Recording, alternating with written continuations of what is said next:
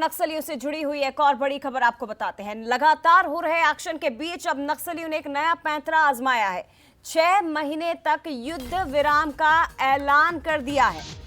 बड़ी खबर है इस वक्त की। सरकार के एक्शन के बीच नक्सलियों का यह पैंतरा, 6 महीने तक युद्ध विराम का ऐलान। 6 महीने तक तेलंगाना में युद्ध विराम की बात कही गई और नक्सली नेता जगन ने यह दावा किया कि केंद्र माहौल बिगाड़ रहा है, लेकिन तेलंगाना सरकार ने साथ दिया।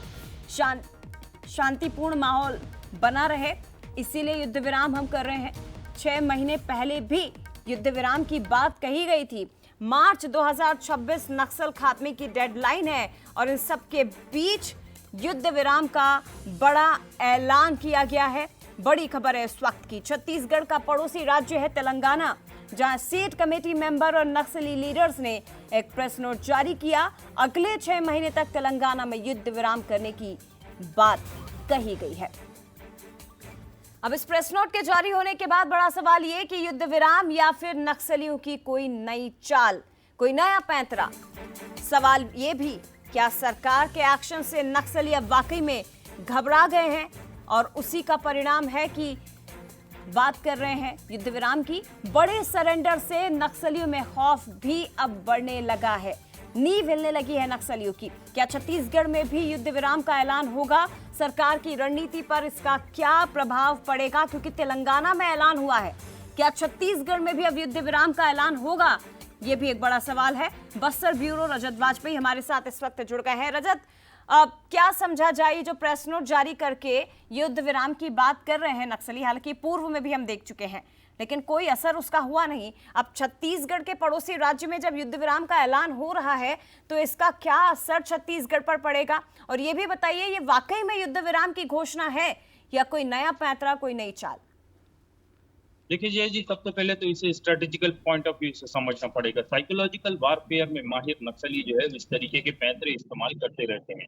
दूसरी बात, तेलंगाना सरकार को लेकर के जो उन्होंने लिखा है, तो तेलंगाना की राज्य सरकार से नक्सलियों का भाईचारा जो है वो पहली बार एस्टेब्लिश नहीं हुआ है। इसके पहले आपको याद होगा तो सरहदी हिल्स में जब बड़ा ऑपरेशन चलाया गया था, उन 21 दिनों में तेलंगाना सरकार ने न केवल कॉरिडोर तैयार करके दिया था, बल्कि नक्सलियों के हित में कई बातें ऐसी कही थी, जिससे ये समझ में आ रहा था कि तेलंगाना सरकार जो है वो नहीं चाहती कि नक्सलियों के खिलाफ लॉन्च किया गया यह बड़ा ऑपरेशन सफल हो। यही वजह है कि जितनी अपेक्षा की जा रही थी वैसी सफलता जो है फोर्स को नहीं मिली थी। बहरहाल 21 दिन के ऑपरेशन के बाद जवान जो है वो वापस लौट आए थे, लेकिन उसके बाद नक्सलियों को जिस तरीके से जो एक ब्लो दिया गया था वो नक्सलियों के लिए सबक से कम नहीं था।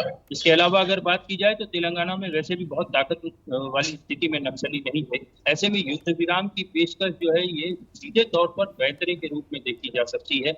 और छत्तीसगढ़ में अभी कुछ पॉकेट्स ऐसे हैं जहां नक्सली खुद को स्टैब्लिश करने की कोशिश कर रहे हैं। उनके जो विंग कमांडर रैंक के जो लोग हैं वो इस कोशिश में है कि जो सरेंडर कार्डर हैं उन्हें पहला फुसलाकर एक फिर से संगठन में वापस लाया जा सके और एक बार फिर से ताकत अपनी जो है इकट्ठी करने की कोशिश हो रही है। बहरहाल इस पूरे घटनाक्रम के बीच में बस्तर पुलिस लगातार सतर्क और सचेत है और इस तरीके की घटनाओं पर पुलिस की नजर है। और यही वजह है कि नक्सलियों के मंसूबे जो है या तो उसकी शुरुआत के समय ही वो फेल हो जा रहे हैं या फिर फलीभूत नहीं हो पा रहे हैं। ऐसे में इस पूरे जो 2 पन्ने का प्रेस नोट है इसकी रजत, इसके पहले भी तेलंगाना में नक्सलियों ने युद्ध विराम का ऐलान किया था। एक प्रेस नोट उस वक्त भी जारी हुआ था, उस समय भी ये जिक्र किया गया था कि मुख्यमंत्री की ओर से, पूर्व मुख्यमंत्री की ओर से जो वार्ता की, शांति वार्ता की पहल हुई है, उसी का परिणाम है। और एक बार फिर से तेलंगाना की सरकार को इसमें बताया जा रहा है कि वही सबसे आगे आकर खड़ी हुई और समर्थन दिया है।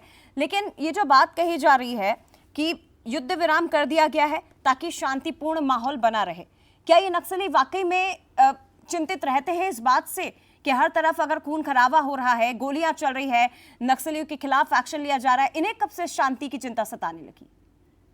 जी बिल्कुल, ये तो बात खत्म होने वाली नहीं है। कत्लो गारत में माहिर नक्सली जो है वो इतने लंबे इतिहास के बाद अगर शांति की बात कर रहे हैं तो ये बात कुछ हद तक खत्म नहीं होगी। अलबत्ता रेवंत रेड्डी जो तेलंगाना के सीएम है उनका कुछ सॉफ्ट कॉर्नर दिखाई देता है और निश्चित तौर पर ये बड़ी वजह हो सकती है कि नक्सली जो है एक बाईपास संदेश केंद्र सरकार तक पहुंचाने की कोशिश कर रहे हैं।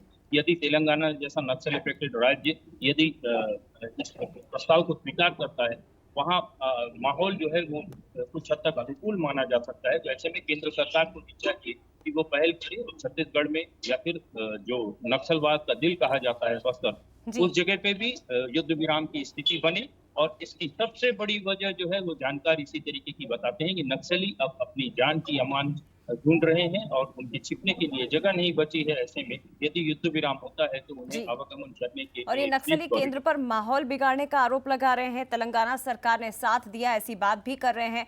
लेकिन शांति की चिंता कब से नक्सलियों को सताने लगी है, जबकि ये नक्सली खून खराबे के आदी हैं। इन्हें खून से खेलने की आदत है, लोगों की बलि लेने की आदत है, और ये शांति वार्ता की बात अब कर रहे हैं। फिलहाल बहुत धन्यवाद आपका रजत, तमाम बातचीत के लिए, तमाम जानकारी हम तक पहुंचा।